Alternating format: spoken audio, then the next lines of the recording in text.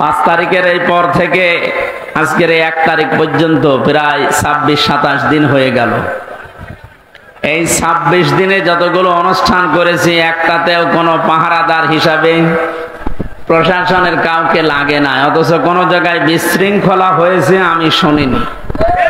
তার মানে এর আগে এই যে 14 জায়গায় পারমিশনের নামে যে বিরক্ত করা হতো আমাদের, এটা একটা ষড়যন্ত্র। কোরআনে কারীম যেন মানুষ শুনতে না পারে, এর কাছে আসতে না পারে, তার একটা দুর্বিসন্ধি চলছিল। ওইভাবে যদি বারবার বিরক্ত করা হয়, মানুষ আস্তে আস্তে কোরআনের পথ থেকে সরে যাবে। এ বুদ্ধি দিয়েছিল উনি যে বলছিলেন আমার কুষ্টিয়ার একজন, এই লোকটা। এই 15 বছর বহু বুদ্ধি দিয়েছে, তার ভেতরে এই লোকটা একজন। আল্লাহ ধরা শক্ত ধরা ধরেছে ওই রকম করে। সুতরাং প্রশাসনের ভাইরা যারা এসেছেন আজকে, সবাইকে নিয়ে আল্লাহর দরবারে শুকরিয়া জানাই, যিনি আমাদেরকে কোরআন শোনার জন্য একটা শান্ত পরিবেশ তৈরি করে দিলেন। যদিও এখন শান্ত থাকার কথা না, কারণ এখন বৃষ্টি কাদার সময়, কখন বৃষ্টি নেমে পড়ে বলা যায় না। আল্লাহ আমাদের কিছু সময় যেহেতু এ পরিবেশ ফিরিয়ে দিয়েছেন, বলেন আলহামদুলিল্লাহ। কারো গুরুত্বপূর্ণ কথা আছে? আর এই আমার চাইতেও যদি গুরুত্বপূর্ণ কথা থাকে কোরআনের উপরে, তাহলে 30 সেকেন্ড সময় দিলাম, একটু বলেন দেখি। বলেন, আছে? এরপরে যদি কথা বলেন আপনারা এই জায়গায় তুলে দেবেন অবশ্যই ইনশাআল্লাহ। কোন জেলায় আসলাম? ঠিক আছে, আপনি একটু সতর্ক থাকবেন। এটা ইবাদত চলছে, এখানে বহু গুরুত্বপূর্ণ মানুষ আছে। তারা যে সময়টা এখানে দিচ্ছে, এই সময়টা বাইরে দিলে দুনিয়ার কিছু সম্পদ তাদের উপায় হতো। কথা বলে না কেন? এই যে ডাক্তার যারা বসে আছে বিভিন্ন, এই ডাক্তারগুলো যদি এখন অপারেশন করতো, ব্যবসায়িক কাজ যারা করে মোবাইলের মাধ্যমে, কম্পিউটারের মাধ্যমে, এরা যদি বাড়ি বসে বসে এখন এই সময়টা কাজে লাগাতো, বহু টাকা পয়সা উপায় করতে পারতো। কিন্তু এসেছে এই কারণে, কারণ এটা এখন সাধারণ অনুষ্ঠান না, এটা একটা ইবাদত। এটা কি চলছে বলেন তো? নিজের কর্মজীবন সব বাদ দিয়ে যদি নামাজ ইবাদত মনে করে আপনি যেতে পারেন 15 মিনিটের জন্য, এখানে 1 ঘন্টা সময় দিচ্ছেন, এইটাও নামাজের মতো ইবাদত। আফদালুল ইবাদাতি তিলাওয়াতুল কোরআন। নবীজি জানিয়েছেন যত নফল ইবাদত আছে, সবচাইতে উত্তম নফল ইবাদত আল্লাহর কাছে কোরআনের আলোচনা। বিশ্বনবী মসজিদে নববীতে প্রবেশ করলেন, একবার দেখলেন কিছু মানুষ জিকির করছে। বাম দিকে তাকিয়ে দেখলেন কিছু মানুষ আল্লাহর কোরআনে কারীম নিয়ে আলোচনা করছে। বললেন 2 দলই ভালো কাজে আছে, তবে সবচাইতে উত্তম কাজে আছে তারা যারা কোরআন নিয়ে ব্যস্ত আছে। আমার আল্লাহ আমাকে এই মুহূর্তে নির্দেশ দিয়েছে যে কোরআনে কারীম নিয়ে যারা আলোচনা করছে, আমি যেন শ্রোতা হয়ে ওই ময়দানে বসে পড়ি। সিরাজগঞ্জবাসী মুসলমান হিসাবে অবশ্যই উপলব্ধি করতে পারছেন যে অনুষ্ঠানের দাম এখন কত। নবীজি যদি এখন জীবিত থাকতেন আর সিরাজগঞ্জের এই গোল চত্বর দিয়ে যদি হেঁটে যেতেন, বিশ্বনবী নিজে কোরআনের সম্মানে এই ময়দানে এসে শ্রোতা হয়ে বসে পড়তেন। এরকম একটা জায়গায় আপনি বসে আছেন, মনে করবেন এই জায়গায় নবী বসতেন। জীবনের সর্বোচ্চ খুশি এখন আমরা, এই জন্য বলছি আলহামদুলিল্লাহ। বৈষম্য বিরোধী ছাত্র আন্দোলনের শহীদদের আত্মার মাগফিরাত কামনায়, এই যে শব্দটা অনেক দামি শব্দ। শহীদ যাকে তাকে বলা যায় না। আমি ব্রাহ্মণবাড়িয়া থেকে আসার সময় দেখি রাস্তার পাশে এক কবরে ব্যানার টাঙানো আছে, শহীদ ধীরেন্দ্রনাথ দত্ত। হ্যাঁ, এই যে কোরআন শরীফ আমার সামনে, সত্য কথা বলছে। এই নাম শুনে বোধা ভাগাভাগি করতেছে, মরে গেছে। কথা বলে না কেন? আমরা শহীদ আরো কিছু মানুষের নামের আগে পরে দেখতে পাই। আল্লামা শহীদ দেলাওয়ার হোসাইন সাইদি রহমতুল্লাহ আলাইহি, এটা শহীদ নাম। উনি সারা জীবন এই কামনা করতেন, আল্লাহুম্মা ইন্নী আসআলুকা শাহাদাতান ফি সাবিলিক, হে আল্লাহ তুমি আমাকে যদি মরণ দাও তোমার কাছে আমি চাই তুমি আমাকে শাহাদাতের মরণ দিও। জেলখানার ভেতরে উনি কিন্তু ধুকে ধুকে মরে যেতে পারতেন, শাহাদাত পেতেন, কিন্তু এমন জায়গায় আল্লাহ নিয়ে তাকে জালেমদের হাতে মৃত্যু দিয়েছে, কেউ যেন দুনিয়ায় সন্দেহ করতে না পারে যে উনি এমনি মারা গেছে। উনি যে শহীদ এটা এখন বাস্তব প্রমাণিত। এর কয়েকটা প্রমাণের ভেতরে এক নম্বরে উনি হাসপাতালে ঢোকার আগে যে হাসিটা দিয়েছিল এটা কোনো রোগী মানুষের হাসি না, ওনাকে রোগী বানিয়ে মেরে ফেলা হবে এই কারণে ওখানে নিয়ে গেছে। সুতরাং শহীদ এই ব্যাপারে কথা বলতে হলে খুব হিসাব নিকাশ করে বলবেন। কোরআনে কারিমে আল্লাহ জানিয়েছেন মুখ দিয়ে যেহেতু মানুষ কথা বলে এজন্য মুখের উপরে নোটিশ দিয়েছেন, এই মুখ দিয়ে কথা বলবি না। ওয়ালা তাকুলু লিমান ইউকতালু ফি সাবিলিল্লাহি আমওয়াত বাল আহইয়াউ ওয়ালাকিন লা তাশউরুন। সূরা বাকারার 154 নম্বর আয়াতে আছে, তাফসীরে ফি জিলালিল কোরআনের ব্যাখ্যা আছে, আমি শুধু সামারাইজ করে একটু অল্প বলছি। আল্লাহ পাক বলেন মুখ দিয়ে কথা কখনোই বলবি না, শুধু একজন দুইজন না, তাকুলু বহু বচন, কেউ এ কথা জীবনেও বলবি না যে যারা শহীদ হয়েছে যারা মারা গেছে। যদিও কয়েকদিন আগে কয়েকটা ভিডিও দেখছিলাম, আহলে হাদিস আহলে কোরআন বিভিন্ন নাম নিয়ে তারা এ কথা বলতে চাচ্ছিল বা বলিয়েছিল যে শহীদ আবু সাইদ নিজে বুক পেতে আত্মহত্যা করেছে, শহীদ হয়নি। আমি গতকালকে আবু সাইদের কবর দেখে আসলাম, কত বর্ষ দিন। সিরাজগঞ্জবাসী শুধু আপনাদেরকে না, রেকর্ড হচ্ছে এটা, তামাম দুনিয়ার মানুষকে বলছি শহীদদের ব্যাপারে কথা বলতে হলে হিসাব করে বলবেন, কারণ আল্লাহ নিজে এটা মুখের উপরে নোটিশ জারি করে দিয়েছেন, কথা বলা যাবে না। বাল আহইয়া, আল্লাহ বলেন ওরা জীবিত, ওরা কি ওয়ালাকিন লা তাশউরুন, কিন্তু তোমরা টের পাও না। শহীদ আবু সাইদের এই আত্মদান জীবন দানের মাধ্যমে যত মানুষ উদ্বুদ্ধ হয়েছে, যার কারণে আজ এখানে বসে আমরা কথা বলতে পারছি। আপনি কি মনে করেন ময়দানটা এত সহজ না? আজকের এই অনুষ্ঠানের জন্য কারো পারমিশন লাগে নাই, অথচ 5 তারিখের আগে অনুষ্ঠান করতে 14 জায়গায় বলা লাগতো। যাদের সাথে ঘৃণায় কথা বলা যায় না, মানুষ মনে করা যায় না, এ মানুষের কাছেও বলা লাগতো ভাই একটু লিখে দেন। কথা বলে না কেন? আমি কেন বললাম যে ঘৃণা লাগতো ওদের সাথে কথা বলতে?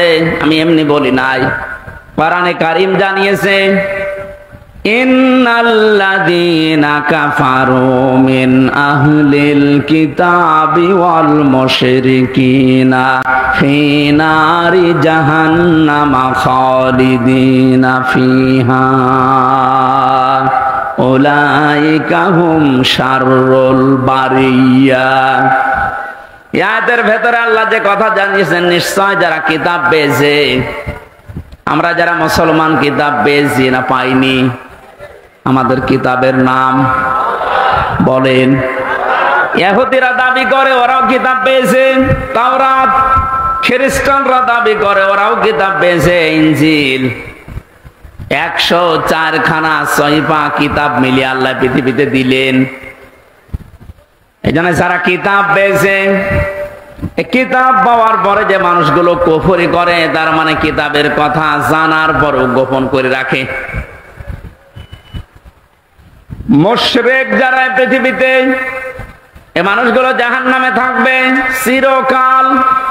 যত সৃষ্টি আল্লাহ বানিয়েছেন সব চাইতে বড় খারাপ সৃষ্টি আল্লাহ তাদের নাম উল্লেখ করেছেন। আমরা তো তাই দেখেছি, কোরআন আমরাও পেয়েছি, আমাদের মতো নামধারী মুসলমান যাদের কাছে অনুমতি নেওয়া লাগতো এরাও পেয়েছে।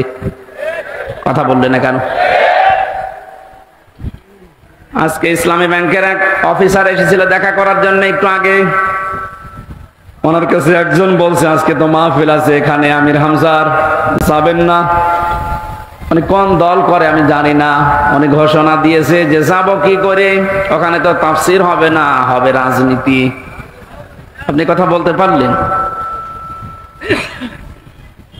আমি কোরআনে মানুষ উল্টা পাল্টা ধারণা করবে আমার কথা শোনার পরে, জন্য আমি আয়াত, পারা, পৃষ্ঠা, লাইন, রুকু, সূরার নাম, তাফসীরের নাম সব বলে দেই, যে আপনি বাড়িতে মিলিয়ে দেখেন আমার কথা কোরআন হাদিসের বাইরে যায় কিনা। এরপরেও যে লোকটাই কথা বলেছে যে ওখানে ওয়াজ হবে না, তাফসীর হবে না, রাজনীতি হবে, রাজনীতি কি ওয়াজের বাইরে? রাজনৈতিক জীবনে যারা ভুল করছেন, কোরআন আর হাদিস বাদ দিয়ে যারা রাজনীতি করে জাহান্নামে যাচ্ছেন, আপনাকে তো আমার বাঁচানো লাগবে। আপনি আরো বন্ধু মনে করে আসবেন তাড়াতাড়ি না, উল্টা পাল্টা ফতোয়া দিয়ে নিজেও আসেন না, মানুষের মনোসন্দেহ তৈরি করেন। যিনি কথা বলেছেন তিনি ভুল পথে আছেন। আপনি এখন যদি তাওবা না করেন যে ওখানে গেলে রাজনীতি হবে, তাফসীর হবে না, আপনি যদি একটা সজ্ঞানে বলে থাকেন, আপনার ঈমান নষ্ট হয়ে গেছে। কারণ রাজনীতি এই শব্দটা কোরআনে নেই। বলেন,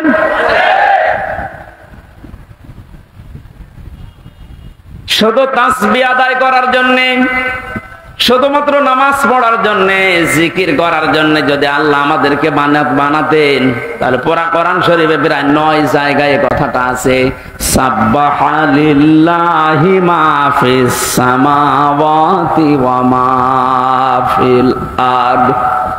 আসমান আর জমিনে যা আছে সব সৃষ্টিগুলো আমি আল্লাহর তাসবিহ আদায় করছে।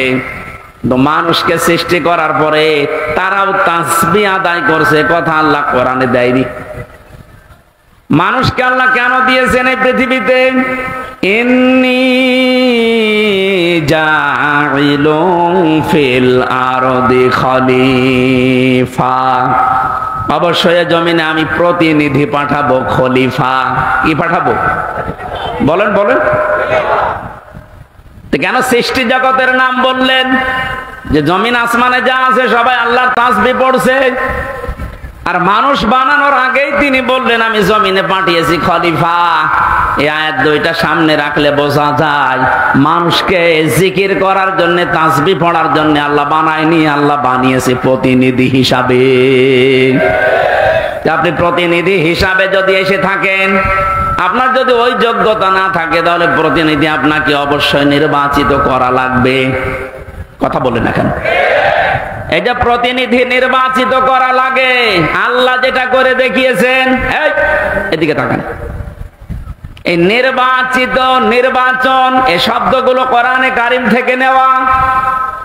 আল্লাহ পাক বলেন, হুয়াজতাবাকুম ওয়া মা জাআলা আলাইকুম ফিদ-দীনি মিন হারাজ। তিনি আল্লাহ যিনি তোমাদেরকে নির্বাচিত করেছেন। কি করেছেন?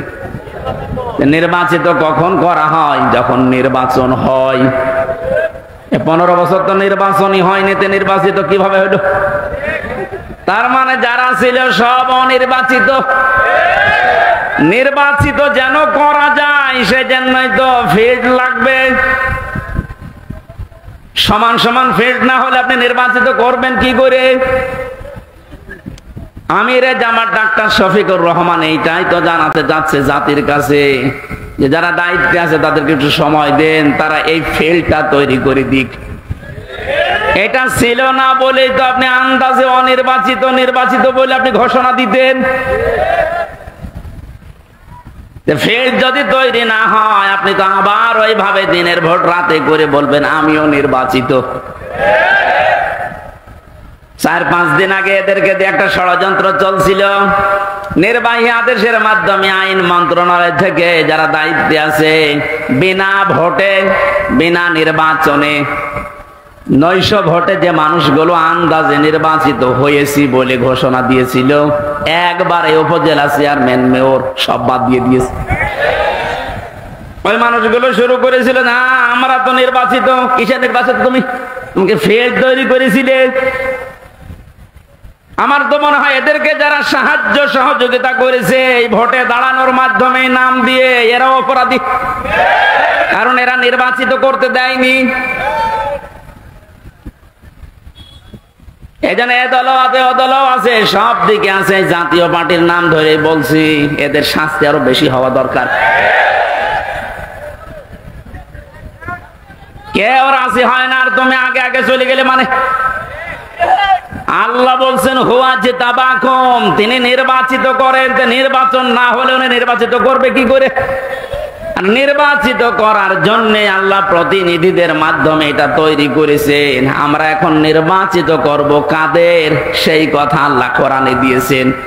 আমার নিজেরও মনে হচ্ছে যা বলছি সবই তো রাজনীতি, আসলে এইটাই রাজনীতি। আপনি যেটা করতেন কোরআন হাদিস বাদ দিয়ে, ওটা দুর্নীতি।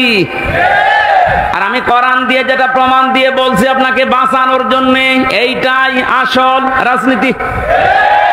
কাকে নির্বাচিত করবেন?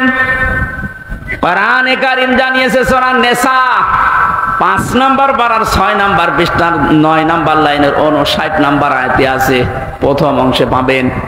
এটা তাফসিরে ইবনে কাসিরেও আছে, ফি জিলালিল কোরআনেও আছে। ব্যাখ্যাগুলো লম্বা করে বলতে গেলে সময় যাবে, আর কণ্ঠ পারবে না। এইজন্য আমি খুব সামারাইজ করছি, বোঝার জন্য বলছি। ইয়া আইয়ুহাল্লাযীনা আমানু আতিউল্লাহা ওয়া আতিউর রাসূলা ওয়া উলিল আমরি মিনকুম।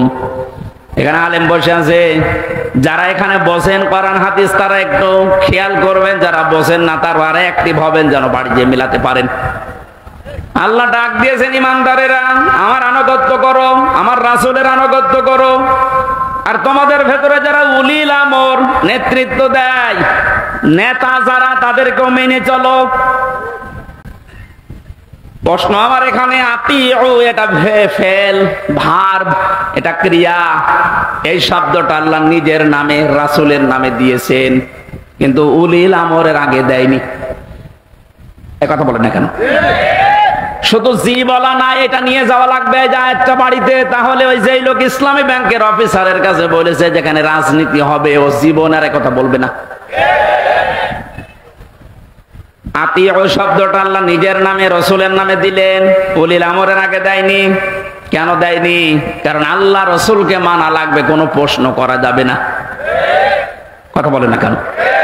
কিন্তু উলিল আমর যদি মেনে চলতে হয়, যেহেতু ওনারা, আল্লাহকে তো আপনি এখানে পাচ্ছেন না, রাসূলকে পেয়েছিলেন কিন্তু এখন নেই, কিয়ামত পর্যন্ত তিনি আসবেনও না, কিন্তু উলিল আমর তো আসবে। এই জন্য উলিল আমরকে যদি আপনি মেনে চলতে চান, দেখতে হবে উপরে বর্ণিত এই দুইটা আছে কিনা, আল্লাহ রাসূলকে ওই লোকটা মেনে চলে কিনা। আপনি যাকে নেতা মানবেন, যার নেতৃত্বে চলবেন, যাকে আপনি নির্বাচিত করবেন, আমি এই শব্দগুলো কি বানাচ্ছি? হুয়া জিতাবাকুম, এ জিতেবা মানে নির্বাচিত করা। নির্বাচন না হলে নির্বাচিত করা যায় না। আল্লাহ তাহলে নির্বাচনের মাধ্যমে নির্বাচিত করেছেন আমাদেরকে। কোটি কোটি মানুষেরা উম্মত হওয়ার জন্য আশা পেশ করেছিল, আকাঙ্ক্ষা, কিন্তু আল্লাহ তাদের বাছাই করেনি। আল্লাহ শুধু আমাদের মতো মানুষগুলোকে উম্মতে মুহাম্মদী নির্বাচিত করেছেন। সুবহানাল্লাহ বলতে পারেন না? মুসা নবীর মতো, ঈসা নবীর মতো এত বড় পাওয়ারফুল নবীরা আকাঙ্ক্ষা করেছিল যে আমরা নবী হয়েছি ভালো, কিন্তু নবী না হয়ে যদি মুহাম্মদুর রাসূলুল্লাহর উম্মত হতে পারতাম তারপরও ভালো হতো। আল্লাহ বলেন না। একজনেরটা কবুল হয়েছিল হযরত ঈসার, এজন্য তিনি আসবেন দুনিয়ায় আবার নবী হয়ে না, উম্মত হয়ে। মুসা নবীর মতো এত বড় নবীর দোয়া কবুল আল্লাহ করেননি যে না তোমারটা হবে না। আপনি টের পাচ্ছেন যে নির্বাচিত হয়ে আমরা কত দামি জায়গায় আছি। বাংলার মুসলমানেরা, আজকে এই ওয়াজটা যদি আপনি বাড়ি নিয়ে যেতে না পারেন, এরকম ওয়াজ 1 বছর পরে একদিন না, প্রতিদিন 24 ঘন্টা হলেও আপনার কোনো কাজ হবে না। এই জন্য আতিউ শব্দটা আল্লাহ দেওয়ার কারণে আল্লাহ রাসূলকে মানতে গিয়ে আপনি কোনো প্রশ্ন করতে পারবেন না, বুঝে আসুক আর না আসুক। হয়তো আপনার স্বল্প জ্ঞানে বুঝে আসছে না, কথা বলেন না কেন? তা আল্লাহ আপনার চাইতে ভালো বোঝে না, বোঝে না? কিন্তু উলিল আমর যারা, এদেরকে মানতে হলে মাস্ট বি অবশ্যই দেখা লাগবে লোকটা আল্লাহ রাসূলকে মেনে চলে কিনা। যদি মেনে চলে তাকে মানা ফরজ, যদি মেনে না চলে তাকে মানা হারাম। হযরতে সাদ ইবনে আব্দুল্লাহ ইবনে সাদ রাদিয়াল্লাহু তাআলা আনহু বিবাহ করার পরে খোরমা বিলি করলেন, মিষ্টি বা খোরমা খেজুর। মোনাজাত কমপ্লিট হয়ে গেছে, বিয়ে শেষ, বাসর ঘরে যাবেন। হঠাৎ করে এক কাছের চিঠি নিয়ে এসেছে, ডাক দিয়ে বলে, আব্দুল্লাহ খলিফাতুল মুসলিমিন হযরত ওমর চিঠিটা পাঠিয়েছে। উনি চিঠি খুললেন, ওখানে লেখা দেখলেন, ও আব্দুল্লাহ, যেখানে থাকো আমি রাষ্ট্রের দায়িত্বে আছি। ওমর, আমি তোমার উলিল আমর বলছি, আমি তোমার উলিল আমর বলছি, যেখানে থাকো চিঠি পাওয়ার পরে সঙ্গে সঙ্গে দেখা করো, তোমার জিহাদের ময়দানে পাঠাবো। উনি মুরব্বীদেরকে জিজ্ঞাসা করলেন, মুরব্বীরা বলে, হ্যাঁ আপনি যান, কিন্তু বাসরটা শেষ করেন। হযরত আব্দুল্লাহ ওই মজলিসে উঠে দাঁড়িয়ে কোরআনের কয়েকটা আয়াত পড়ে তাদেরকে জানিয়েছিলেন, ইয়া আইয়ুহাল্লাযীনা আমানু মা লাকুম ইযা ক্বিলা লাকুম ইনফিরু ফি সাবিলিল্লাহি সাকালতুম ইলাল আরদ আরাদিতুম বিল হায়াতিদ দুনিয়া মিনাল আখিরাহ ফামা মাতাউল হায়াতিদ দুনিয়া ফিল আখিরাতি ইল্লা কলিল। সূরা তাওবার ভেতরে আছে, আমি শব্দটা বোঝানোর জন্য আয়াতটা পড়লাম, খুব ভালো করে মিলান। তিনি মুরব্বীদেরকে বললেন, হে আমার মুরব্বীরা, আমার মাথার তাজ, আপনারা সম্মান করি আপনাদের। আল্লাহ কি ডাক দিলেন আমাকে, ঈমানদারেরা, যখন তোমাদেরকে আল্লাহর রাস্তায় বের হওয়ার জন্য বলা হয় তখন তোমরা মাটি কামড়িয়ে পড়ে আছো। তোমরা কি দুনিয়ার জীবন পেয়ে সন্তুষ্ট হয়ে গেলে? অথচ আখিরাতের তুলনায় দুনিয়ার জীবন একেবারেই সামান্য। তার মানে এই ময়দানে আমাকে এখন পাঠাতে যিনি চাচ্ছেন উনি সাধারণ মানুষ না, উনি হচ্ছে উলিল আমর। কেন? হযরত ওমর যেহেতু আল্লাহ রাসূলকে মেনে চলে, এজন্য ওমরকে মানা এই মুহূর্তে ফরজ। কথা বুঝলেন? আজ আমাদের বাস্তবতা যদি আমরা এভাবে মিলাতে পারতাম যে আল্লাহ রাসূলকে যে মেনে চলে আমরা তাকে নির্বাচিত করব, আল্লাহ রাসূলকে যে মেনে চলে না ও আমার বাবা হলে ওকে আমি নির্বাচিত করব না, কারণ এটা দুনিয়ার বিষয় না, এটা সম্পর্ক আখিরাতের সাথে। নয়তো আমি ধরা খাবো। আপনি যে ধরা খাবেন তার প্রমাণ কি? সূরা বানী ইসরাইল 15 নম্বর পারা 8 নম্বর পৃষ্ঠা 3 নম্বর লাইনের 72 নম্বর আয়াতের প্রথম অংশে আছে, বাড়িতে মিলাবেন যদি বিশ্বাস না হয়। আবার ওই লোকের মতো আবার বললেন না যে না আজকে রাজনীতি হচ্ছে। ইয়াউমা নাদউ কুল্লা উনাসিম বিইমামিহিম। আল্লাহ পাক বলেন কিয়ামতের দিন আমি প্রতিটি মানুষকে বিচারের দ্বিতীয় স্টেপে, প্রথম স্টেপে ডাকবে একা একা, আর দ্বিতীয় স্টেপে প্রতিটি মানুষকে আল্লাহ ডাক দেবে তার নেতার সাথে। কার সাথে? আগে নেতা, এরপরে কর্মী। এটা রেকর্ড হয়ে সারা বাংলাদেশে কালকে ছড়িয়ে যাবে। 18 কোটি মানুষের দায়িত্ব নিয়ে এখন আমি বলছি, কান খাড়া করেন দেশের মানুষেরা। কোরআনের চোখ, হাদিসের চোখ লাগিয়ে দেখতে পাচ্ছি আপনি জাহান্নামে যাচ্ছেন। আপনার নিজের বিবেকের কাছে বলেন তো, কিয়ামতে প্রতিটি মানুষকে আল্লাহ যেহেতু তার নেতার সাথে তুলবে, যেই নেতার আদর্শ আপনি মেনে চলেন, যাকে নির্বাচিত করবেন বলে আপনি ভোট দেওয়ার সিদ্ধান্ত নিচ্ছেন, আপনি নিজে থেকেই বলেন ওই লোকটা যদি কিয়ামতে আপনার সামনে দাঁড়ায় আপনি তার পেছনে। আল্লাহ তো আগে ওকে দেখবে, এরপর আপনাকে। আপনার কি মনে হয় ওর যা অবস্থা, ওর যা চরিত্র, ওর যা সুরত সিরাত, ওরে দেখলে আল্লাহ মাফ করবে বলে মনে হয়? দেখলেন? অবশ্যই না, তো এখনই ধরা খাবে।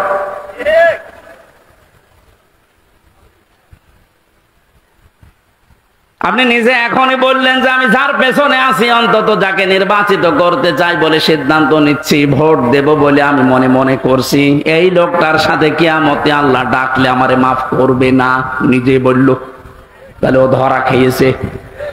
কেরা বললো গো? হাত তোলেন তো। আপনি আপনি যেন ধরা না খান, এই জন্যই তো আয়োজন। রাজনীতি মনে করে আপনি আসলেনই না, আপনি তো ধরা আরো বেশি খাবেন। পাগলকে যদি বলা হয় নৌকা নাড়াবি না, ও বলে আমার মনে ছিল না। আরে ভাই, আমি তো আজকে কবরের ওয়াজ করবো বলে এসেছিলাম, আপনি কি মনে করে দিলেন? মনে যখন করেই দিয়েছেন, আপনাকেও বাঁচাতে হবে, আমারও বাঁচতে হবে। এই জন্য উলিল আমর মানার ক্ষেত্রে খুব সতর্ক। এটা দুনিয়ার বিষয় না, এটা রাজনীতি মনে করবেন না, এটা আপনার আখিরাত জড়িত। আল্লাহ, তুমি আমাকে যেভাবে বুঝিয়েছো কোরআনে কারীম, সবাইকে ওই সহজ ভাবে বোঝার তৌফিক দাও। তাহলে নির্বাচিত এই শব্দটা কোরআনে আছে না নেই? তিনি নির্বাচিত করেন তোমাদেরকে তার দ্বীনের জন্য, এবং দ্বীনের উপরে চলতে গিয়ে যত বাধা আছে সব বাধাগুলো আল্লাহ নিজের থেকে দূর করে দেন। এই হুয়ার ফাইল আল্লাহ নিজে। জেলামির সাহেব যেটা ইঙ্গিত দিয়েছিলেন যে অনেকের ইমানে 15 বছরে প্রায় নড়বড়ে হয়ে গিয়েছিল, এটা জেলখানার অন্ধ প্রকোষ্ঠে থাকলে আরো বেশি হয়ে যায় অনেকের। আমারও প্রায় কি হচ্ছে, এত কিছু হয়ে গেল, কিছুই করেন আল্লাহ। আল্লাহ বলেন দ্বীনের উপরে যদি সত্যই টিকে থাকতে পারো, যত বাধা বিপত্তি ঝড় ঝাপটা আসবে আল্লাহ নিজে ওইটা দূর করে দেবে। এটা যে আল্লাহ নিজে দূর করে দিয়েছে, আমরা অনেকে মনে করছি ছাত্রদের কারণে, না, আল্লাহ নিজে দায়িত্ব নিয়ে এ পাথর সরিয়েছে। ছাড়া এ পাথর সরানোর জন্য শুধু ছাত্ররা না, আল্লাহ যদি নিজে দয়া না করতো কখনো এ জালেম পালাইতো না। ওর মনের ভেতরে আল্লাহ এত ভয় তৈরি করে দিয়েছে, দলীয় লোকগুলোকে বলিয়ে যাবে সে সময়ও পায়নি। মাঝখান থেকে এই পাগলরা এখন বিপদে আছে। আমার মনে হচ্ছে পাগলগুলো বেশি অত্যাচার করেছিল এই যে হারুন আঙ্কেল। হারুন আঙ্কেল, ওনার নাম এখন সারা পৃথিবীতে জানে, 3 ইঞ্চি। কি নাম দিয়েছে, মহিলারাও 3 ইঞ্চির খবর নেই। মেয়ে লোক সেও বলে 3 ইঞ্চি, ধরা পড়িস। 5 তারিখের পর থেকে আজকের এই 31 তারিখ পার হয়ে আজকের 1 তারিখ পর্যন্ত বারবার ঘোষণা দেখেছে আমাদের অভিভাবক যিনি, শুধু বাংলাদেশের না, গোটা পৃথিবীর ইসলামী আন্দোলনের অভিভাবক তিনি এখন ডাক্তার শফিকুর রহমান। দূর থেকে উল্টা পাল্টা ধারণা করতে পারেন যে কি এমন উনি জেনারেল শিক্ষিত একটা ডাক্তার। আরে ভাই, তার ইখলাস জানেন, তার তাকওয়া জানেন, তার ইবাদতের খবর জানেন। আমি ছিলাম তার সাথে 4টা দিন। আমার তো মাঝে মাঝেই মনে হয় পৃথিবীতে কেউ যদি জিন্দা ওলি দেখতে চায়, ওই আস্তালায়, গাছতলায়, বসতলায় যারা বসে আছে বটতলায়, ওরা আল্লাহর ওলি না। আল্লাহর ওলি দেখতে চাইলে আপনি ওই লোকটার দিকে তাকিয়ে থাকবেন, ওটা জিন্দা ওলি। তার ইবাদতের মারটা আপনি খোঁজ পাবেন না। এই যে সকাল বেলায় এই 65 বছরের একটা মুরব্বী মানুষ, সকাল বলতে রাত 4:30টার সময় ডাক দেয়। ওই সময় হাতে হ্যান্ডকাপ দিয়ে, পায়ে বেড়ি দিয়ে কোর্টে নিয়ে যাচ্ছে। তবে 1-2 কিলোমিটার না, এই কাশিমপুর থেকে একেবারে কোর্ট পর্যন্ত যাওয়া আসা করতে প্রায় 7-8 ঘন্টা সময় লেগে যায়। এত কষ্ট স্বীকার করে রাত 8টা, 9টা, 10টার সময় ওনারে নিয়ে আসতো। ওনার যেন দেরি হয়, যেন ওনার কষ্ট হয়। ঘরে আসার পরে দেখতাম, বলতাম মুরব্বী খাবার খাবেন না, ঘুমিয়ে পড়েন। আমার বলছে হামজা ঘুমাও। যেহেতু পাশেই ছিলাম, মাঝে মাঝে জিজ্ঞাসা করতাম যে এত কষ্ট করে আসলেন, ঘুমাবেন না? আমারে বলছে ঘুমাও, আমি এখন কিছু সময় আল্লাহর জিকির করব, দরুদ শরীফ পড়ব। 2-2.5 ঘন্টা ঘুমিয়ে যে মানুষটা রাত 9:30 10টার সময় কোর্ট থেকে এসে 2 ঘন্টা 2.5 ঘন্টা পর্যন্ত ঘুমিয়ে এরপরে তাহাজ্জুদের নামাজে, হাফেজ কিনা আমি জানি না, যতটুকুই পড়তো এরপরে সেজদায় পড়ে যেত। 40-45 মিনিট 1 ঘন্টা দেখি সেজদায় পড়ে আছে। ভোর পর্যন্ত যার সাদা দাড়িগুলো সাদা, চুল সব সাদা হয়ে গেছে, টপ টপ করে পানি পড়তো, শুধু হাত তুলে সেজদার পরে বসে আছে। আমার তো সেজদা লাগে 1.5 মিনিট 2 মিনিট, আর ওনার সেজদা লাগতো 45 মিনিট 1 ঘন্টা, 1.5 ঘন্টা কেটে যেত এক সেজদায়। আমার 12 রাকাত তাহাজ্জুদ মিলে মাত্র 1.5 ঘন্টা ওনার এক সেজদায় চলে যেত। বাকি তাকওয়ার খবর তো বাস্তবে আপনি টের পাননি। প্রতি সোমবার বৃহস্পতিবার রোজা রাখার নিয়ম, কয়জন মহারথী আছে এখানে আমল করে? সারাটা জীবনে আমল করতে করতে আসতেছে, তাহলে ধারণা করে দূর থেকে, হ্যাঁ কি জানে এত ডাক্তার মানুষ, তার যে এলেমের বহর, একটা জেনারেল মানুষ হয়ে কোরআনে কারিম এরকম গভীর গভীর কথা বলা আমি বিশ্ববিদ্যালয়েও পাইনি। আরে ভাই, আমি তো ভার্সিটিতে শেষ করে আসলাম, আমাদের বহর তো আমি দেখেছি। ডাক্তার মানুষের কাছে থেকে কোরআনে কারিমের শব্দের এত গভীরে যেতে পারতেন আমি দেখেছি বাস্তবে, যে জীবনে ওই রকম কথা আমি কোনোদিন শুনি নাই। অনার্স মাস্টার্স করেছিলাম, তো এক একটা শব্দ যখন বলতেন এমন এমন শব্দের অর্থ নিয়ে আসতেন যে কোনোদিন কল্পনাও আসে না যে শব্দের ভেতরে থাকতে পারে। দিনের উপরে চলতে গিয়ে কোন বাধা আল্লাহ নিজের থেকে দূর করে দেয়, রাখেন না। এটা আমি আগে জানতাম না, ওই সময় জেনেছি। আল্লাহ পাক বলেন, তোমাদেরকে যেহেতু আল্লাহ নির্বাচিত করেছে লক্ষ লক্ষ কোটি কোটি উম্মত থেকে, সুতরাং তোমাদের দাম কম না, অনেক বেশি। তোমাদের পরে ঝড় ঝাপটা বিপদ আপদ আসবে আল্লাহ জানে, কিন্তু আসলে আল্লাহ থাকতে দেবে না, স্থায়ী হতে দেবে না। আল্লাহ নিজে দায়িত্ব নিয়ে ওই ঝড় ঝাপটা বিপদ আপদ তার নিজের দায়িত্বে দূর করে দেবে। আল্লাহ এইটাই করে দিয়েছে। এই কথা বলে না কেন? নাই তাই 15 বছরে কত মহারথী তো চেষ্টা করলো, সব চেষ্টায় প্রায় বিফল হয়ে গেছে। ছাত্র আন্দোলনের নামে যারা নেমেছিল এ মানুষগুলোর সাথে মাস্ট বি আল্লাহ আবাবিল পাঠিয়েছিল। জালেমদের মনের ভেতরে আল্লাহ ভয় তৈরি করে দেন। এ দায়িত্ব কার?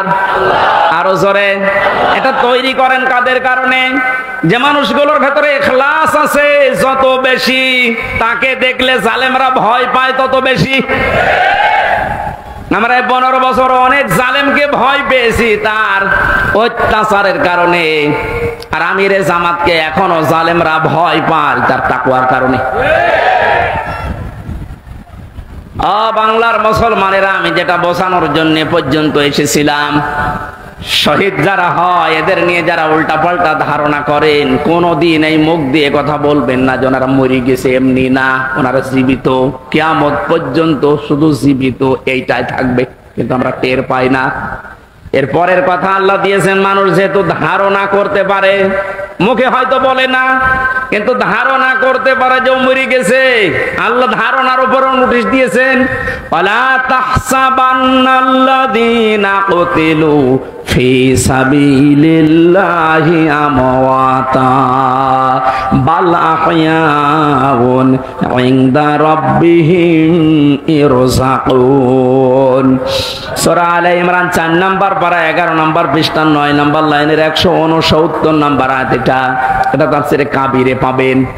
আল্লামা ফখরুদ্দিন রাজি রহমাতুল্লাহ আলাইহি ব্যাখ্যা করতে গিয়ে লিখেছেন, ওই পৃথিবীর মানুষেরা মুখ দিয়ে তো বলবেই না, অন্তরে যেন এই ধারণাও কোনোদিন না আসে যে শহীদরা মরে গেছে। এটা ধারণাও করা যাবে না। বালাহিয়াউন, বরং তারা জীবিত, বরং তারা কি? আরো জোরে। ইনদা রাব্বিহিম ইরযাকুন, তারা তাদের রবের কাছে খাবার খাচ্ছে। শহীদ আবু সাইদের বাড়িতে গিয়েছিলাম, যে গরিব মানুষ, 6টা ছেলে ওনার, এটাই ছোট। ওনার বাবা মারে বলছিল যে অবস্থায় ওদের বাড়ি ঘর দেখলাম, আমার মনে হয় 3 বেলা পেট পুরে খাবার খাওয়ার মতো পরিবার না। আল্লাহ তার জীবনটা এত বেশি পছন্দ করেছিলেন, সাধারণভাবে মরণ দেয়নি, এত সাহস তার বুকের ভেতরে দিয়েছিলেন, জালেমদের সামনে জীবনটা দিয়ে শাহাদত বরণ করে কিয়ামত পর্যন্ত জান্নাতি খাবার খাবে। কোন সন্দেহ নেই যে কিয়ামত পর্যন্ত আল্লাহ খাওয়াবে। কারণ যেহেতু মরে না, জীবিত থাকে, আর জীবিত থাকলে খাওয়া লাগে, খাওয়া লাগে না?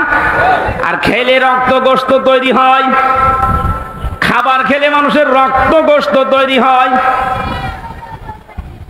ওই দিন আমার মাহফিল দিন রাতের বেলা গিয়েছিলাম, ওখানে রাত 9:30টার পরে অনুষ্ঠান ছিল আমার গাইবান্ধার গোবিন্দগঞ্জে। ওখানে এসে উঠলাম, জেলা আমির সাহেব এসে আমারে বলছে, আমির হামজা 1 মাস আগে এখানে সাব্বির নামে একামতে দিনের একজন, ওকে মেরে ফেলা হয়েছিল। 1 মাস পরে ওর কবর খুঁড়ে কবর ভেঙে গেছে বৃষ্টিতে, দেখলাম ওর কবরের ভেতর থেকে তাজা রক্ত পাওয়া যাচ্ছে। সিরাজগঞ্জবাসী, আল্লাহর কসম করে বলছি, কোরআনের আয়াত আমি 100% বিশ্বাস করি। শাহাদত বরণ করলে সত্যি এরা কিন্তু মরে না, এরা জীবিত। আর জেগে থাকলে যেহেতু খাওয়া লাগে, আর খেলে মানুষের রক্ত গোশত চর্বি চামড়া তৈরি হয়। 1 মাস পরে এই জন্য কবর ভেঙে যাওয়ার পরে দেখা যাচ্ছে ওর রক্ত টাটকা রক্ত। তার মানে আল্লাহ 1 মাস তাকে না খাওয়িয়ে রাখে নাই। না খাওয়িয়ে রাখলে তো পাওয়া যেত না। কথা বলেন না কেন? একটা বাস্তব আর একটা প্রমাণ দিচ্ছি, হাদিস। হযরতে হামজা রাদিয়াল্লাহু তাআলা আনহু, তার একটা ছোট্ট মেয়ে ছিল। সে শহীদ হওয়ার পরে নবীজির কাছে এসে বলেছিল, ভাই আমার বাবা যে শহীদ হয়েছে, আপনার মুখে আমি শুনেছি, কোরআনে আছে যে শহীদরা মরে না, জীবিত, ওরা নাকি জান্নাতে ঘুরে বেড়ায়। আমার বাবা যে শহীদ হয়েছে জীবিত, আমি এটা দেখতে চাই। নবীজি বললেন, বোন আমার কি করে দেখাবো এখানে তোমাকে? হঠাৎ করে ছোট মেয়েটা আকাশের দিকে তাকিয়ে বলছে, আব্বু আমি এখানে। নবীজি বলছেন, বোন কাকে ডাক দাও? বলছে, আব্বু ওই যে পাখা লাগিয়ে কার সাথে যেন উড়তেছে। বিশ্ব নবী বলেন, বোন আমার, ওটা দুনিয়া না, ওটা জান্নাতের ভেতরে তোমার বাবা জান্নাতের পাখি হয়ে উঠতেছে।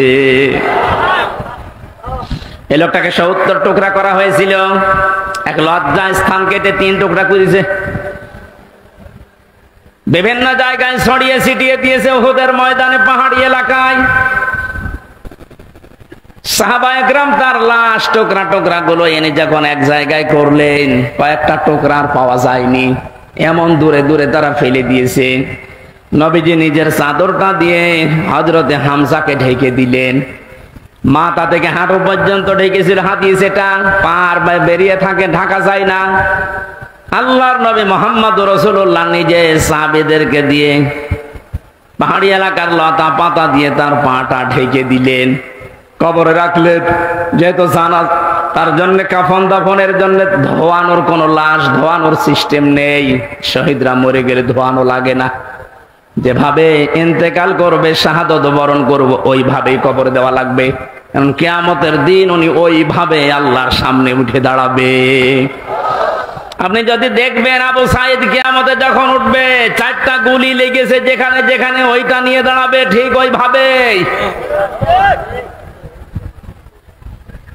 আল্লাহ জিজ্ঞাসা করবে, আবু সাইদ তোমার শরীরে এতগুলো গুলি, রক্তের দাগ কেন? বলবে, আমি জালেমদেরকে হটানোর জন্য, মানুষের অধিকার প্রতিষ্ঠার জন্য চেষ্টা চালিয়েছিলাম। শেষ পর্যন্ত জালেমরা আমার বুকে, আমার পেটে, আমার মুখের উপরে গুলি লাগিয়েছে। যে সমস্ত জায়গায় গুলি লেগেছে, ওই জায়গাগুলো একেবারে জিন্দা নিয়ে তোমার সামনে আমি হাজির হয়ে গেছি। হযরতে হামজাকে আল্লাহর নবী কবরে রাখলেন। এই ডিস্টার্ব হচ্ছে কেন? ডাক দিয়ে বলেন হামজাকে, রব্বুল আলামিন এই যে আমার চাচাকে আমি কবরে রাখলাম, এখন পর্যন্ত আমার চাচার উপরে আমি রাজি আছি, খুশি আছি। মাবুদ আমি তোমার গোলাম হয়ে বলছি, তোমার রসুল হয়ে দাবি করছি, আমার চাচা হামজার উপরে তুমি রাজি হয়ে যাও। নবীজি বলেন যদি আমি রাজি হয়ে গেছি, আল্লাহ তুমি রাজি হয়ে যাও, আল্লাহ দেরি করবে? দেরি যে করে না, এই আয়াত তার প্রমাণ তাফসিরে পেয়েছি আমি। ওনাকে কবর দেওয়ার 30 বছর পর কবরটা ভেঙে গিয়েছিল। মদিনা একটা ঢল হওয়ার কারণে দেখে রক্ত ভেসে আসতেছে পানির ভেতরে। ওই সময় হযরতে হামজার সাথে যারা ছোট বয়সে যুদ্ধ করেছিল তারা এখন মুরব্বী হয়ে গেছে। রক্ত অনুসন্ধান করতে করতে গিয়ে দেখে 30 বছর আগে মুহাম্মদুর রাসূলুল্লাহর চাচা হযরতে হামজাকে ওরা যেখানে যেখানে আঘাত করেছিল তরবারি দিয়ে, ওই জায়গাগুলো দিয়ে ফিনকি দিয়ে রক্ত বের হচ্ছে। বাংলার মুসলমানেরা ভালোভাবে মিলান, আল্লাহ যে আহইয়াউন দিয়ে শেষ করেননি, ইনদা রাব্বিহিম ইরযাকুন, তারা তো জীবিত এবং খাবার খায়। উনি যে খাবার খেয়েছে তার প্রমাণ 30 বছরের তাজা রক্ত। কথা বলেন না কেন? এই জন্য কোনদিন এই ধারণা করবেন না যে যারা শহীদ হয়ে গেল এরা মরে গেছে, বলবেন তো নাই, ধারণা করা যাবে না। এই শহীদদের আত্মার মাগফিরাত আল্লাহ ওদেরকে এমনিতেই মাফ করে দিয়েছে। কারণ কি? ওয়ালিয়াকুলামাল্লাহুল্লাযীনা আমানু ওয়া ইয়াত্তাখিযা মিনকুম শুহাদা আল্লাহু লা ইউহিব্বুয যালিমিন। রব্বুল আলামিন বলেন, কিছু মানুষকে আমি সাধারণভাবে মরণ দিতে চাই না। যার ঈমান এবং যার অ্যাক্টিভিটিস কাজকর্ম আমার কাছে পছন্দ হয়, ওই মানুষটাকে আমি আল্লাহ শাহাদাতের মরণ দিয়ে ধন্য করে দেই। আর জেনে রাখো আয়াতের শেষের কথা, আল্লাহু লা ইউহিব্বুয যালিমিন। কোন জালেমকে আমি ভালোবাসছি না, বাসবো না। এটা মোজারে বর্তমান ভবিষ্যৎ, প্রেজেন্ট ফিউচার। এই জন্য জালেম ছাড়া তাদের কপাল বড় খারাপ। আপনার দুনিয়াও শেষ, আখিরাত তো শেষই। আমি দোয়া করলেও হবে না জালেমদের জন্য, কারণ আল্লাহু লা ইয়াহদিল কওমাজ জালিমিন। জালেমদেরকে আল্লাহ হেদায়েত দিচ্ছে না, দেবে না। আমরা আর যাই করে যেন জালেম হয়ে না যায়। এই শব্দটা যেহেতু খুব গুরুত্বপূর্ণ, জালেম। আজ অনেক জালেম বিদায় নেওয়ার পরে এখন অনেকে নব্য জালেম হওয়ার জন্য চেষ্টা চালাচ্ছে। গতকালকে চুয়াডাঙ্গার একটা খবর শুনলাম, আমি কোরআনের আয়াতের সাথে মিলিয়ে আশ্চর্য হয়ে গেছি। জালেম বিদায় নিল, এ জালেম আসলো কোত্থেকে? সূরা বাকারার 114 নম্বর আয়াতটা। এই এদিকে তাকান। ওমান আযলামু মিম্মান মানাআ মাসাজিদাল্লাহি আইয়ুযকারা ফীহা ইসমুহু ওয়া সাআ ফী খারাবিহা ইলা আখির আয়াত। কোরআনে কারীম থেকে দার্স দিচ্ছিল, এক জালেম এসে বলছে এটা বন্ধ করো, এটা মসজিদের ভেতরে রাজনীতি চলবে না। আমি মিলিয়ে দেখলাম কোরআনে কারিমের আয়াত আল্লাহ মনে হয় ওর নাম দিয়েই নাযিল করেছে। আমান আযলাম, আল্লাহ বলেন বড় জালেম দেখতে চাও? আমি আল্লাহর দৃষ্টিতে সবচাইতে বড় জালেম ওই লোকটা, মিম্মাম মানা মাসাজিদ আল্লাহ, যে লোকটা আল্লাহর মসজিদের ভেতরে নিষেধ করে, আইয়ুযকারা ফীহা ইসমুহু, তার নামের জিকির করতে, তার নামের আলোচনা করতে আল্লাহর ঘর মসজিদে যারা নিষেধ করে এরা আল্লাহর দৃষ্টিতে বড় জালেম। আমরা মনে করছি জালেম হয়তো বিদায় হয়ে গেছে, না, এখনো নব্য জালেম তৈরি হচ্ছে। এই জন্য জালেম যদি কেউ হয়ে থাকেন, বুঝে হন আর না বুঝে হন, থামেন, আপনার কপালে আগুন লাগবে।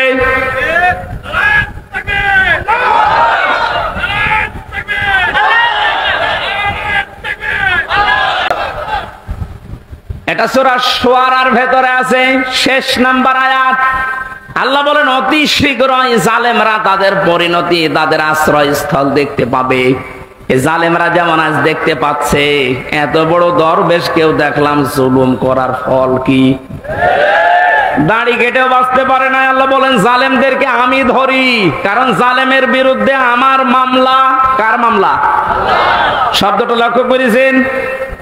জালেমের বিরুদ্ধে হামজা মামলা দেবে না, জালেমের বিরুদ্ধে মামলা দেবে কে?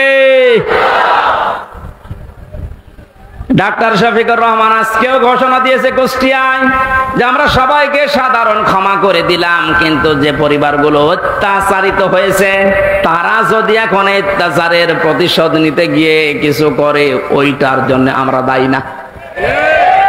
শব্দটা তো আসলে ঠিক, কারণ ওয়াইন আকাবতুম ফাআকিবু বিমিসলি মা উকিবতুম বি।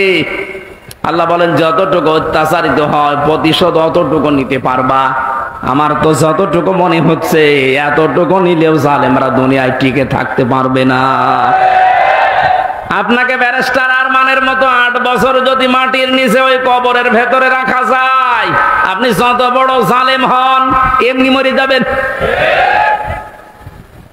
আল্লাহ তো বলেছে যতটুকু করেছে অতটুকু করো, আপনি পারবেন?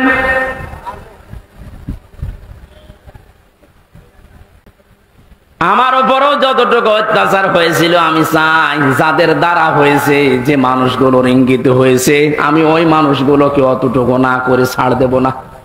যে যা বলে বলুক গা, এখন যত না মাফ করে দেন না, কিসের মাফ? কোন মাফ নেই আপনার কারণে। আমার ছোট মেয়েটা আমার এখনো পর্যন্ত চেনে না। দোষ করে যদি আপনি শাস্তি দিতেন আমি মেনে নিতাম, কিচ্ছু জানি না আপনি কেন আমার জীবনে এই কাজ দিলেন। আর যেভাবে রেখেছিলেন আমাকে আর মাওলানা মামুনুল হককে, কোন আলেমকে এত কষ্ট আমার বাংলাদেশে আমি আর শুনি নাই। আপনি আমার মতো একটা ছোট মানুষকে 24 ঘন্টা তালাবদ্ধ রেখে মনে হচ্ছে আমি ফাঁসির কন্ডেম ছেলে আছি, কত বড় অপরাধী। অথচ যে মামলাও দিয়েছিলেন, শাস্তি দিলেও 3 মাসের বেশি আপনি রাখতে পারেন না। এটা মূল্য চুরি মামলা। জালেমদেরকে মাফ করে দেওয়া মানে মজলুমের উপরে অবিচার করা। এক কথা বলছেন না কেন? সারা বাংলাদেশের 18 কোটি মানুষকে যদি এই আয়না ঘরের সাথে যারা জড়িত ছিল, সে যেই কয়জনই হোক, যারাই জড়িত এর সাথে, এদেশের 18 কোটি মানুষ যদি মাফ করে দেয়, ব্যারিস্টার আরমানের বউ মাফ করবে না। আপনি ওই জায়গায় থাকলে আপনারও মনে হয়তো না আমি মাফ করবো না। আপনি যদি প্রথমেই বলে দিতেন যে তাকে আমরা মেরে ফেলেছি, মেয়েটা অন্য জায়গায় বিয়ে করতে পারতো। এক কথা বলছেন এখন। এমন অবস্থায় রাখলেন তার বউটা বিয়েও করতে পারে না 8টা বছর। যুবতী মেয়ে এভাবে জীবন্ত যৌবন কঠিন বিষয়, আপনি টের পাচ্ছেন না। তাই এটা ঠিক রাখা কত কঠিন বিষয় উনি পার করেছেন। আপনি বলছেন মাফ করে দিন, মাফ করে দিন। মানে আপনার মেয়ে যদি হয়তো, এ কথা তো দুনিয়ার বিষয় না। জালেম যারা জুলুম করছেন আজ এবং নব্য জুলুম করার জন্য যারা প্রস্তুতি নিচ্ছেন, আপনি কিন্তু নিজের কপালে আগুন লাগাচ্ছেন। আল্লাহর ঘরের ভেতরে যদি আল্লাহর নাম, আল্লাহর কোরআনের কথা কেউ বলতে নিষেধ করে, এটা দুনিয়ায় সব চাইতে বড় জালেম।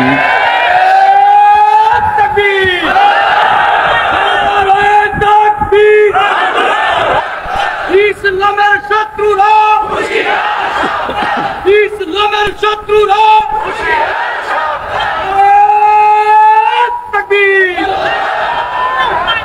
এবার একটা কঠিন আয়াত বলছি, খুব ভয়ঙ্কর এটা। আমি যে জালেম জালেম জালেম বলছি বারবার, কেন জানেন? কারণ জালেমদের বিরুদ্ধে আল্লাহ নিজে অভিযোগ দায়ের করবেন, নিজে মামলা ঠিকে দেবেন। ইন্নামাস সাবিলু আলাল্লাযীনা ইয়াযলিমুনান নাস।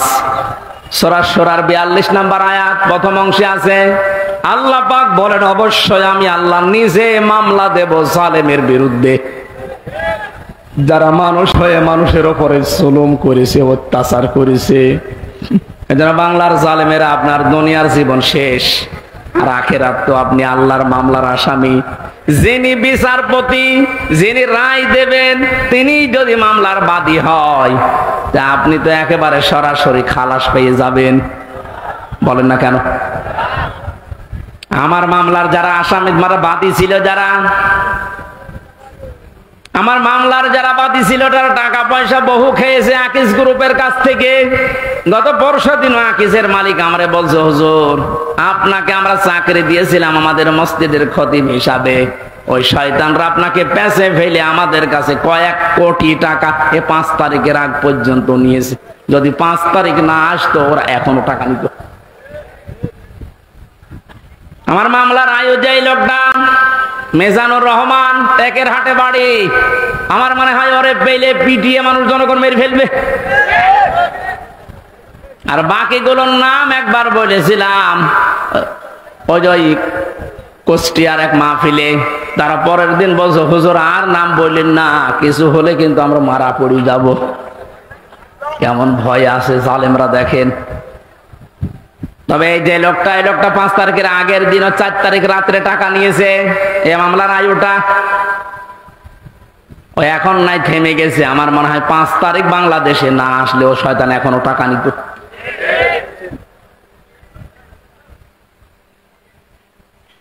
আপনারা তো আল্লাহর মামলার আসামি। আমার মামলা গত বৃহস্পতিবারে সব ঢিসমিস হয়ে গেছে, সে খারিজ করে দিয়েছে। বিচারপতি দেখে বলছে এটা মামলা হইলো, অথচ ওই বিচারপতি 5 তারিখের আগে বলতো এটা কিছু করা যাবে না। 5 তারিখের পরে এখন এই বৃহস্পতিবারে ও নিজে দেখে বলছে কি বিচার করব, কোনো মাল নেই। অনেক নিজে পড়ে পড়ে দেখছে, বলছে কোনো মাল ম্যাটারেস নেই, কি দেখে বিচার করব, যা সব বাদ। আমাদের সবাইকে খালাস দিয়ে দিয়েছে। এই যে খালাসি যখন দিয়ে দেবেন, 3 বছর আপনি বিনা কারণে জেল খাটালেন। কোন কারণে? খালাস দেওয়া মানে কি? কোনো অপরাধ নেই, কোনো দোষ আমরা পাইনি নাকি? খালাস দেওয়া মানে তো এই, তাহলে দোষ তো আমার নেই, আপনি নিজেই প্রমাণ করে দিলেন। বিনা কারণে যে 3টা বছর নষ্ট করলেন। গতকালকে একজন মুসলমান হয়েছে পরশুদিন। আমার মনে হয় 3টা বছরে যদি আমি বাইরে থাকতাম, এই 20 সালের আগ পর্যন্ত 53 জন মানুষ মুসলমান হয়েছিল কোরআন শোনার পর। বের হয়ে একজন হয়ে গেল। 3 বছর থাকলে আমার মনে হয় এখনো পর্যন্ত 50 জনের উপরে মানুষকে আমি জান্নাতে নিতে পারতাম। আপনি সুযোগ থেকে বঞ্চিত করে দিলেন। এজন্য জালেম যারা, তারা হামজার মামলার আসামি না। হামজার মামলার আসামি তো হবে নেই। কিয়ামতে আমি না পাপ করলে আপনি জান্নাত যেতে পারবেন না।